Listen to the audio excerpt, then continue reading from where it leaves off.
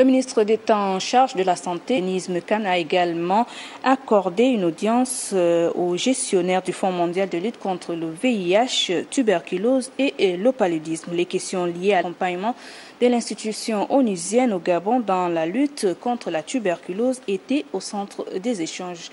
On fait le point avec Gabriel Guélin-Lemami.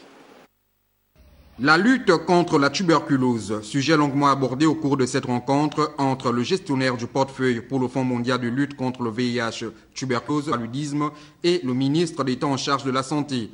Nathalie Brochet est venue confirmer aux autorités gabonaises l'accompagnement de l'institution onusienne dans la lutte contre la tuberculose au Gabon. Donc, il s'agit d'un programme tuberculose, précisément axé sur la tuberculose multirésistante. Un programme que nous développons en partenariat avec le gouvernement gabonais, le gouvernement apportant lui le financement des premières lignes de traitement et le Fonds mondial étant sur un renforcement des capacités de laboratoire et des traitements de seconde intention.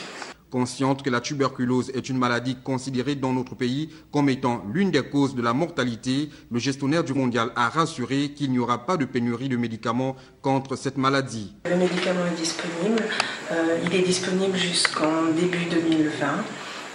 Avec un stock de sécurité conséquent également.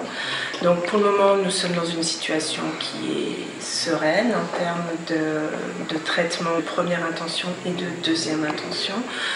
Bien sûr, cela suppose un suivi très rapproché du nombre de cas détectés ou du nombre de cas mis sous traitement, parce qu'on anticipe également un nombre plus important que ce qui a été jusqu'à présent le cas. Notons que le Gabon ne bénéficie plus de subventions du Fonds mondial pour lutter contre le VIH-Sida et le paludisme, le pays disposant d'un développement économique croissant et d'une bonne capacité de prise en charge de sa population.